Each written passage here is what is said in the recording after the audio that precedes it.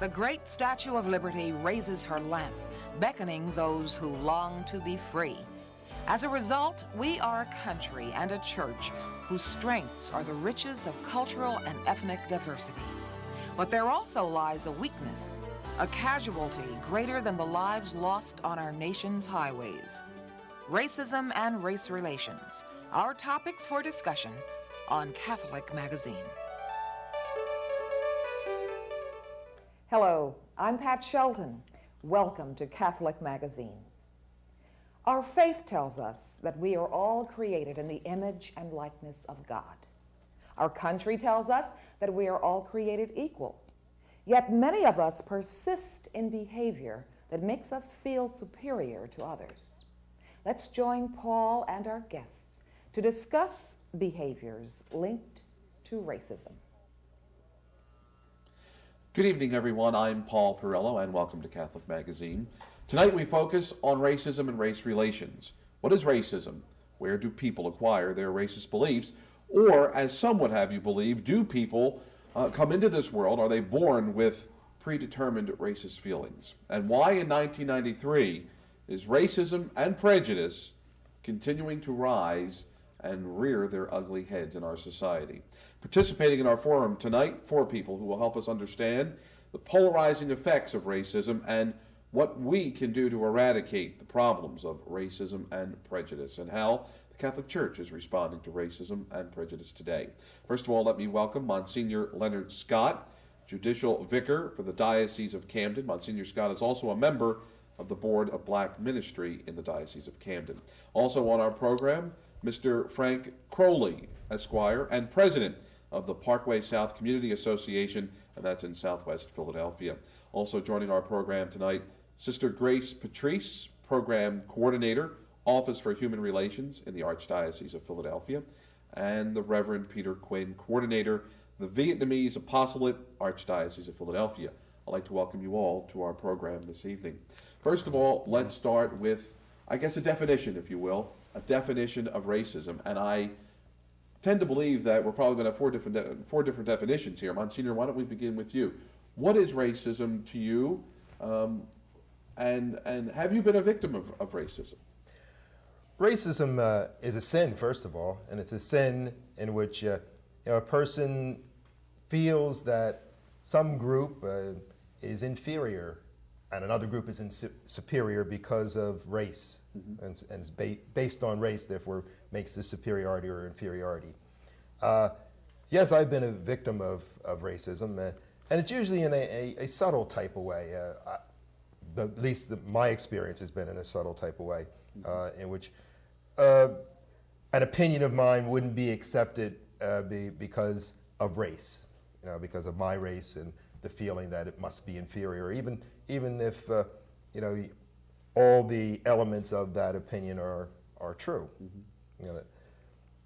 Frank, your definition of racism? Racism to me is any attitude or any action that allows somebody to either hate or belittle another person or another group just because they are different, physically different.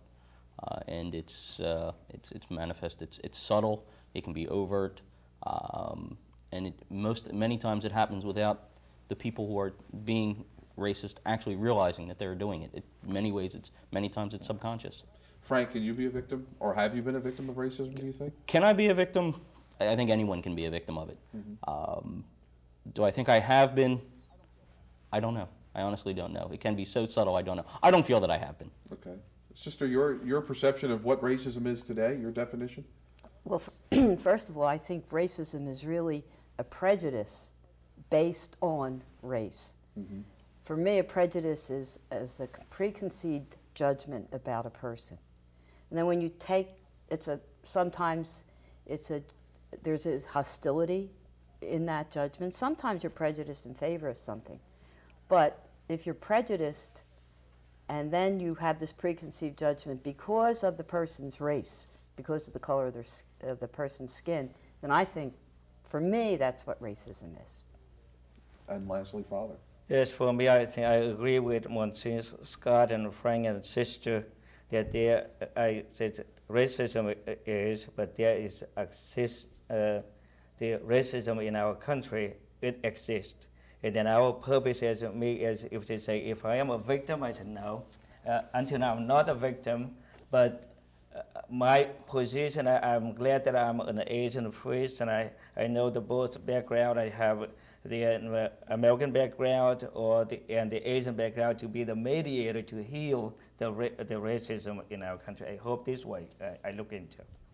Why is racism allowed to exist in the United States of America? Some people would say it's a lot worse in other countries on the globe, but why is it allowed to exist? Many people, I would think, have the perception that racism, come on, this is 1993. Racism is something we heard about in the 1960s when we saw the civil rights marches and Dr. Martin Luther King and all that type of stuff, Monsignor. In 1993, come on, racism can't possibly exist today.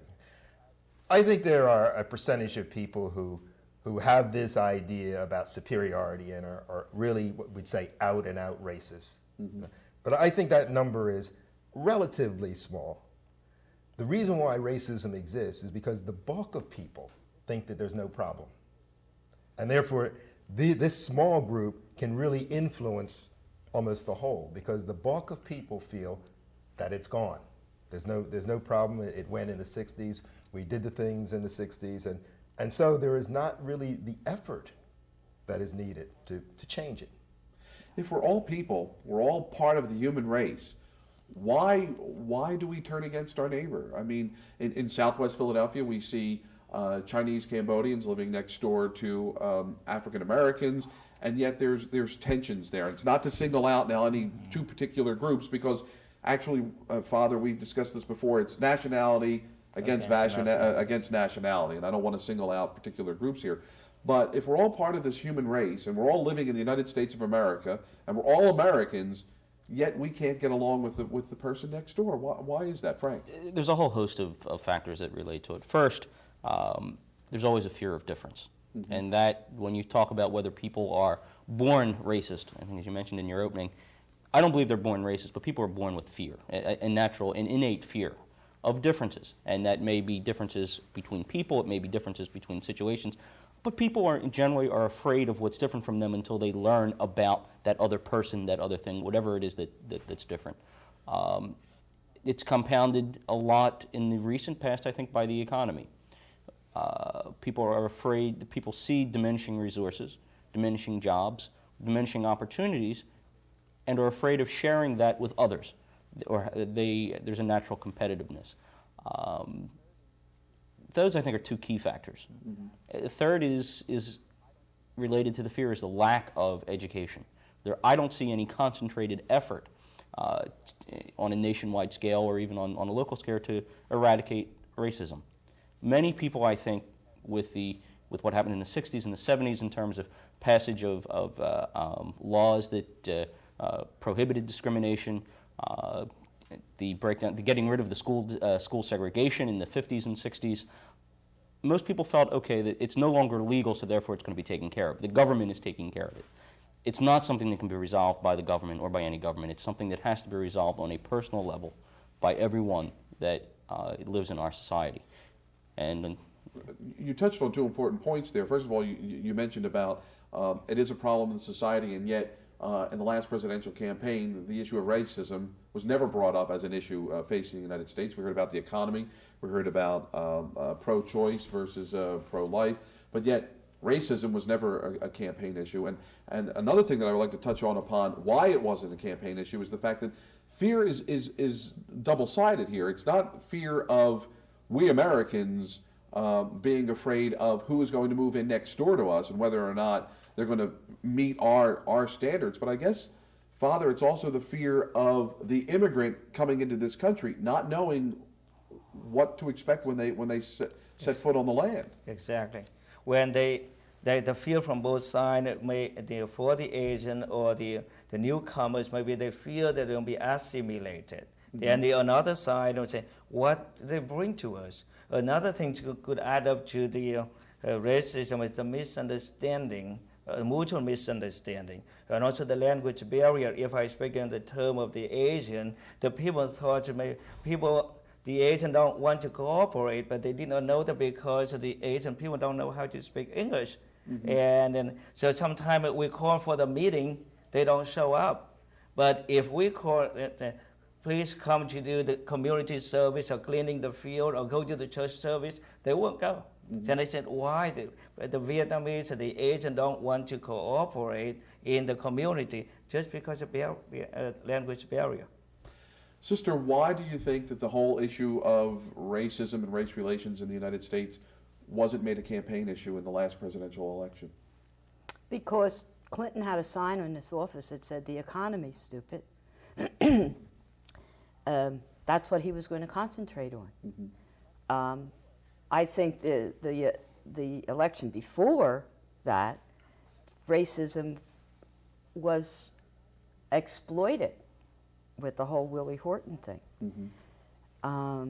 So I can't account for why Clinton didn't bring it up, but I personally think that it is such a sad, sad state of affairs in our society. When the astronauts were out in space and looked back at this world and saw this small globe, and we don't seem to realize that we're all in this together, and we're all the same. We're all one. We're all part of a common humanity. We're all part of a common destiny. We have to work together. So at the beginning I talked about prejudice being a preconceived judgment about people, and it's actually irrational. It's not based on anything. And when you take that and then you're prejudiced because of a person's race, I think we don't think enough about the fact that we're all here together on this one planet to try to make this world a better place. If I can interrupt here, we're going to take a break here, and then when we come back, Frank, I'll allow you to say your piece, and then we'll get into what the church is doing to respond to racism and race relations in the country today. So please stay with us. More ahead on this edition of Catholic Magazine.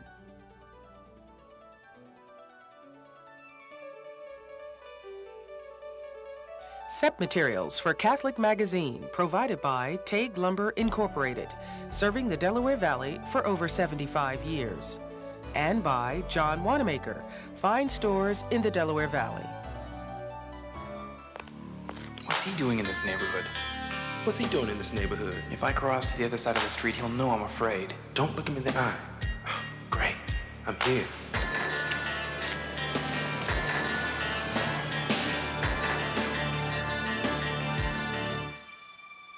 Sometimes we fear those who are different from us. We fear the unknown. Let's take time to get to know one another. We have a lot more in common than we may think. Here's one time it doesn't matter who your neighbor is.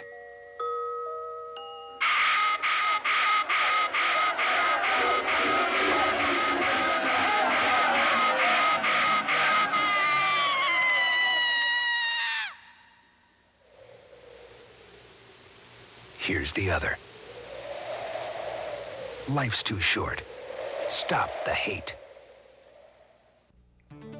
We welcome your comments, suggestions, and donations and encourage you to write us at Catholic Magazine, St. Charles Seminary, 1000 East Wynwood Road, Overbrook, PA, 19096, or call us during regular business hours at 668-9842. Hello and welcome back to Catholic Magazine. In a pastoral statement following the Los Angeles riots of 1992, Cardinal Roger Mahony called upon governments, corporations, and our Catholic community to face the hard realities of discrimination and racism. Let's rejoin Paul and our panel and our discussion on racism. Thank you, Pat. And right before the break, we had Frank Crowley from the Parkway South Community Association disagreeing, or I should say, taking exception to the fact that racism was not an issue. The question was racism? Why wasn't racism an issue in the last presidential campaign? And you believe that, in fact, it was. I think it was. It may not have been called racism, but if you remember, there was a lot of discussion about how to make society more inclusive, how to provide opportunity to everyone. And that's really the flip side of racism. I don't think people were calling it racism as such because racism is a very difficult issue for most people to speak about. Because I think when most people examine their own lives or their own actions, they will find some type of racist actions on their own behalf, somewhere in their past. And it's, in that sense, it hits too close to home for people to discuss it. So, as we move forward in this half of the program, we have already established that racism does exist out there in 1993 in America. As Pat mentioned in her comments just a few moments ago, Bishop Mahoney has called on, I guess, every segment of society to work toward eradicating racism. So what's being done locally now in the Catholic Church, Monsignor, over in the Diocese of Camden? What's being done to make people aware that racism exists, and what can be done to eliminate racism today? One of the things in the Diocese of Camden that we've done is the Black Catholic Ministry Board has certainly instituted programs and has taken some information back from the National Black Catholic Congress, which took place in July of this year. And one thing that we, the delegates of our diocese, felt was important was the pastoral letter put out by the bishops in 1979, Brothers and Sisters to Us. The Congress felt that this letter ought to be reintroduced and implemented. Now, this letter, the pastoral letter from the bishops, Brothers and Sisters to Us, is probably one of the most inspiring and forceful and courageous documents that the bishops have put out. And yet, 5 years later, Bishop Francis from Newark was saying clearly that it's the most best kept secret in the Catholic Church. Even 10 years later, the committee for bishops, the Committee of Bishops on Black Catholics, felt that this document had not made any impact in the church. And that's because basically, most people haven't read it. There's also the idea we haven't really implemented it. If we were to go back to that document and do some of the things that the church, that the bishop said, the Catholic Church ought to be doing, such things as examining our consciences at all levels, such things as representation of various groups, such things as affirmative action in every diocese and every institute, such things as avoiding those agencies which don't do affirmative action, and other things. If we were to do those things, there would be a giant step, I think, in America. Is there any chance that in fact could occur? Now, we're talking about a document from 1979, and here it is almost 15 years after the fact, and as Monsignor said, some of the stuff hasn't even been looked at. Any chance that some of those things in that report can be implemented today, or where do we go from here, Sister? Well, I think they're signs of hope. In preparation for this, I've read reams of paper that's all come out from the Catholic Church.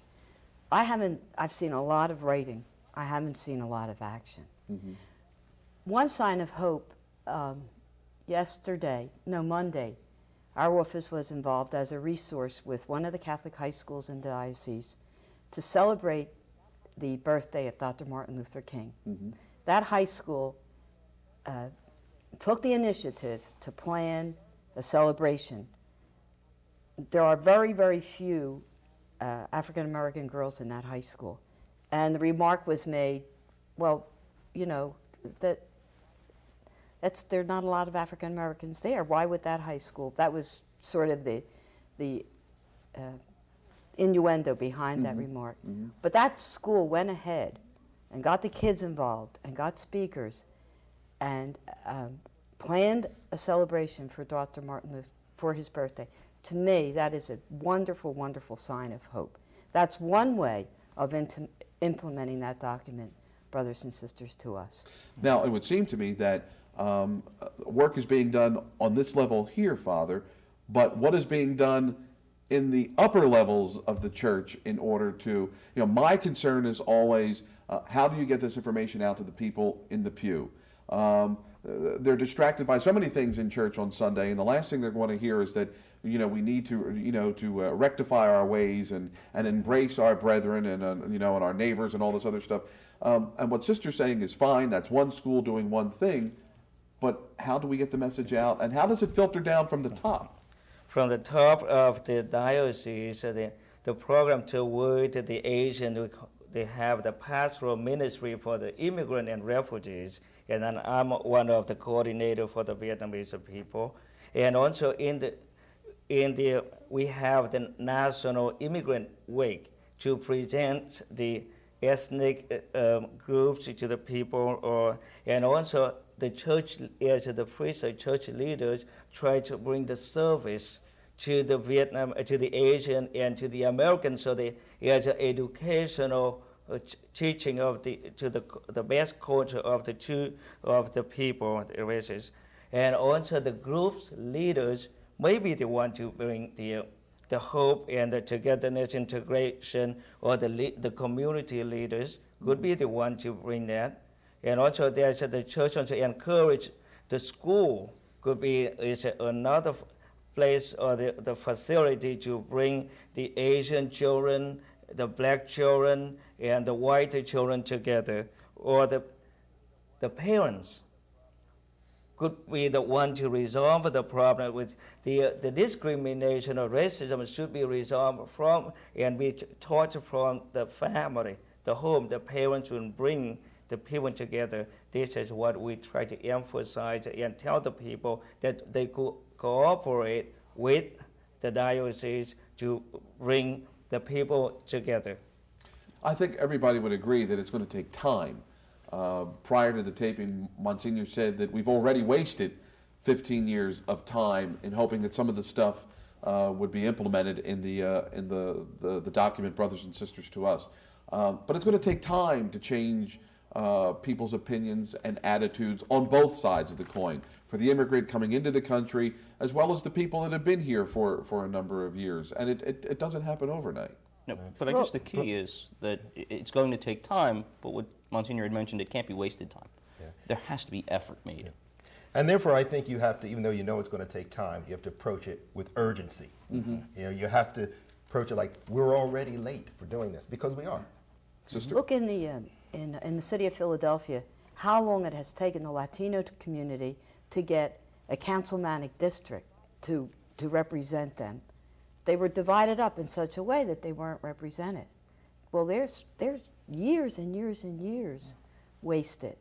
And there is so many good people, so many contributions to be made from that community. And it was just like, you know, Divey's lab and Lazarus. Mm-hmm. Divey's didn't even see him. Our city didn't even see those Latino people. Yeah, I agree with Father and Sister. It is urgent. So each individual try to do their best. Each group or each community try to do the best for collaboration to bring togetherness.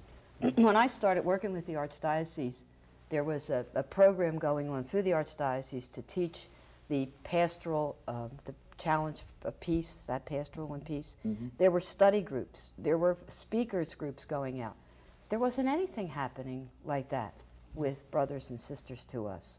So, and that's, you know, that's where things get lost. It wasn't taught. The church is in a unique position because of its, particularly in our area, I think, because of its size, how involved it is in most segments of our society, because of the excellent educational system that we have. It's in a unique position to get the message across. A much more concentrated effort has to be made to use the existing structures within the church to get the message across. Use the schools, use the pulpit, but it also has to be action. And for example, in our own diocese, Archdiocese, with the Cardinal becoming involved both in our neighborhood in 1991, we had problems, as well as up in Kensington recently. I mean, that is the kind of example we need, but we need it on all levels, and it can't be just in reaction to a crisis. It has to be constant, continuous working at the problem. Yeah. Is there? Go ahead, Monsignor. I definitely agree with what you say in regard to it can't be just a reaction to a crisis. I think the church has got to take a leadership role, and it has to see itself as a leader for turning this around. And that's the only way. And the church, there's a reason why the church should do that, because it certainly is in keeping with our faith. It's keeping with our faith about creation, God as the parent of us all, the creation, the idea that we're all brothers and sisters. That's our faith. It's not like it's something else that we're doing. Well, we're bound by the Eucharist too, in one body. It's as though we don't even acknowledge or recognize that there is something valuable in other cultures. So all of a sudden we pat ourselves on the back because we're going off to study Spanish or to study the Spanish culture, but we should have been doing that long ago. The same way with the black tradition, the black oral tradition, to appreciate, but it's like, well, it doesn't exist, so we don't have to pay any attention to it. And that's where we're losing, and we're missing the boat. We've just started the ball rolling here, and unfortunately we're running out of time. In the few seconds that we have left, just some concluding remarks from the four of you. We'll start with you, Monsignor. What are your hopes as we try to bring this to some type of logical conclusion?